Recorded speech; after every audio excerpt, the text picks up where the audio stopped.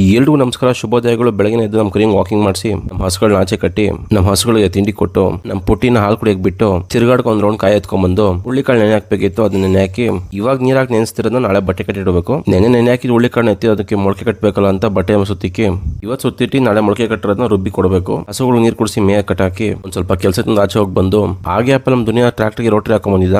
ಭತ್ತ ಹಾಕಕ್ಕೆ ಹೊಟ್ಲು ಪಾತಿ ರೆಡಿ ಮಾಡೋದಕ್ಕೆ ಒಂದ್ ಕಡೆ ನುಡಿಸ್ತಾ ಇದ್ದೆ. ಹೋದ್ಸಲ ಈ ಟೈಮ್ಗೆ ಬೆಳೆ ಹಾಕಿದ್ದು, ಸೊ 6 ತಿಂಗಳು ತೆಕ್ಲಿತ್ತ, ಅದಕ್ಕೆ ಉಳ್ತಾ ಇರೋದೇ ಒಂದ್ ಮೈ. ಈಗ ನನಗೂ ಈ ತರ ಟ್ರಾಕ್ಟರ್ ಹಾಕಿ ಉಳುಮೆ ಮಾಡಿಸ್ಬೇಕು ಅಂತ ಆಸೆ ಇಲ್ಲ, ಬಟ್ ಏನ್ ಮಾಡಕ್ಕಾಗಲ್ಲ. ಈಗ ಅನಿವಾರ್ಯ ಸದ್ಯಕ್ಕೆ ಮಾಡಿಸ್ಲೇಬೇಕು.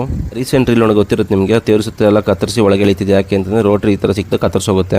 ಫಸ್ಟ್ ಹೊಡಿತಾರೆ, ಅದಕ್ಕೆ ಹುಲ್ಲೆಲ್ಲ ಹಾಗೆ ಇದೆ. ಇವಾಗ ಒನ್ ಡೈರೆಕ್ಷನ್ ಹೊಡೆದಿ ಕಂಪ್ಲೀಟ್ ಆಗಿದೆ. ಒಂದ್ ಮೈ ಅಂತೀವಿ ಇದಕ್ಕೆ. ಉದ್ದ ಹೊಡೆದಿರಿ ಅಡ್ಡ ಹೊಡಿತಾರೆ. ಈಗ ಇನ್ನೂ ಅರ್ಥ ಆಗಂಗೆ ಹೇಳಬೇಕು ಅಂತಂದ್ರೆ ವರ್ಟಿಕಲ್ ಹೊಡೆದಿರಿ, ಹಾರಿಜಾಂಟಲ್ ಹೊಡಿತಾ ಇದೀವಿ. ಇವಾಗ ನಿಮ್ಗೆ ಡಿಫ್ರೆನ್ಸ್ ಕಾಣುತ್ತೆ. ಫಸ್ಟ್ ಉಳ್ಮೆಗೂ ಸೆಕೆಂಡ್ ರೌಂಡ್ ಉಳ್ಮೆಗೂ. ಫಸ್ಟ್ ರೌಂಡ್ ಹುಲ್ಲ ಸ್ವಲ್ಪ ಹಾಗೆ ಐತಿ, ಈಗ ಸೆಕೆಂಡ್ ರೌಂಡ್ ಎಲ್ಲ ಕತ್ತರಿಸೋಗಿದೆ ನೋಡಿ. 2 ರೌಂಡ್ ಉಳುಮೆ ಮಾಡಿದ್ಮೇಲೆ ಅಂದ್ರೆ ರೋಟ್ರಿ ಹೊಡೆದ್ಮೇಲೆ ಈ ತರ ಕಾಣುತ್ತೆ ನೋಡಿ. ಫ್ಲಾಟ್ ಹುಲ್ಲೆಲ್ಲ ಒಣಗದ್ಮೇಲೆ ಒಂದು 3-4 ದಿವಸ ಬಿಟ್ಕೊಂಡು ನೇಗಲ್ ಹಾಕಿದ್ರೆ ಇನ್ನೂ ಒಣಗ್ತಾ ಇರುತ್ತೆ ಹುಲ್ಲು. ಅವನ್ನ ಮಾತಾಡ್ಸ್ಕೊಂಡು ಹಂಗೆ ಮನೆ ತಂಗ ಡ್ರಾಪ್ ಹಾಕ್ಸ್ಕೊಂಡು ನಮ್ಮ ಪುಟ್ಟಿನ ಮಾತಾಡಿಸ್ಕೊಂಡು ಸಂಜೆ ಆಯ್ತು ಕರ್ಕೊಂಡು ಹಾಲು ಕುಡಿಯಕ್ ಬಿಟ್ಟು ನೈಟ್ ಒಂಚೂರು ಒಣಲ್ ಹಾಕಿ ದನಗಳನ್ನ ಮಾತಾಡಿಸ್ಕೊಂಡು ಇವತ್ತಿನ ಕತೆ ಇಷ್ಟೇ. ನಿಮ್ ನಾಳೆ ಸಿಗ್ತೀನಿ.